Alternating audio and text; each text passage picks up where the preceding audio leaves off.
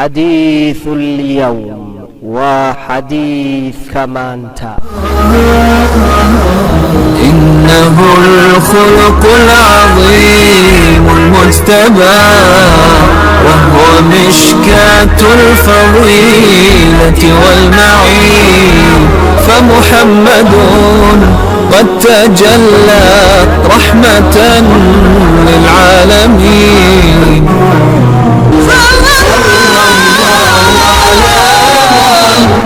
صلى الله عليه وسلم صلى الله على محمد صلى الله عليه وسلم صلى الله على محمد صلى الله عليه وسلم. عن أبي هريرة قال قال رسول الله صلى الله عليه وسلم من كان يؤمن بالله واليوم الآخر فلا يؤذي جاره ومن كان يؤمن بالله واليوم الآخر فليكرم ضيفه ومن كان يؤمن بالله واليوم الآخر فليقل خيرا أو ليصمت. متفق عليه.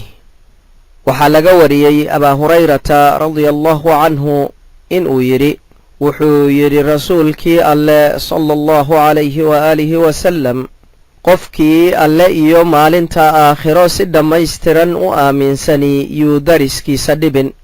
qofkii alle iyo maalinta aakhiro si dhammaystiran u aaminsani ha karaameeyo qofka soo martiyey. qofkii alle iyo maalinta aakhiro si dhammaystiran u aaminsani wax khayr ah ha dhaho ama ha iska aamuso. bukhaari iyo muslim labaduba waa isku raaceen soo saaridiisa. maxaynu ka faa'iidaysanaynaa xadiidkan? kow, iimaanka qofka oo xadiidku caddeeyey inuu camalkiisu dhammaystiri karo ama dhaawici karoba. labo, waxaa calaamadaha iimaanka dhammayska tiran ka mid ah in qofku dariskiisa nabadgeliyo, inuu martidiisa si karaamo leh u sooro, iyo in uusan ku hadlin wax aan khayr ahayn. saddex, darisku waa daris, muslim iyo gaal wuxuu doono ha ahaadee. hadduu muslim yahay xaq kalea u sii dheer, hadduu qaraabo yahayna xaq kale ayaa u sii dheer. afar, nusuus kale ayaa nebigu sala allahu calayhi waaalihi wasalama ku dardaarmay in qofka dariska ah loo ixsaanfalo oo xitaa cuntada la karsado lagaga warqabo. shan, waxay sidoo kale nusuustu caddaysay in daris wanaaggu cimriga siyaadiyo, lagana helo in nolol farxad leh la noolaado, dhanka kalena dhibkiisa lagu mutaysto in naarta lagu galo uuna hoos u dhigo iimaanka qofka. lix, waxaa xadiidku booriyey in martida la karaameeyo oo uu qofka martida ahi sida nusuusta kaleba ay sheegtay uu xaq aad loo adkeeyey leeyahay. toddoba, waxaa xadiidka laga qaadanayaa heerka uu islaamku gaarsiiyey dariska iyo qofka martida ah iyo xuquuqda aadka u sarraysa ee uu siiyey. siddeed, xadiidku wuxuu tilmaamayaa khatarta carabka oo gaarsiisan in ay iimaanka qofka dhaawacdo.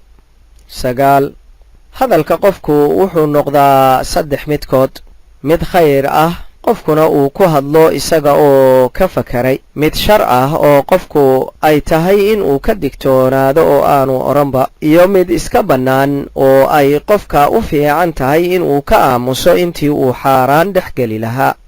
toban, xadiidkani waxa uu muujinayaa wanaagga diinta islaamka oo ah diin dadka isu soo dhowaysa oo isu soo dunta, una yeeshay qofka xuquuq badan oo hadduu mid wax ku waayo uu mid kale wax ku helayo, balse xeel dheer ugu fiirso xadiidka.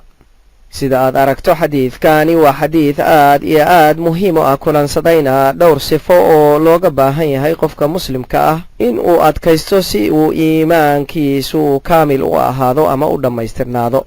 inta aynu xadiidka soo socda ku kulmi doonno waxaannu idinkaga tegaynaa ammaanada alle. wassalaamu calaykum waraxmat ullaahi wabarakaatuh.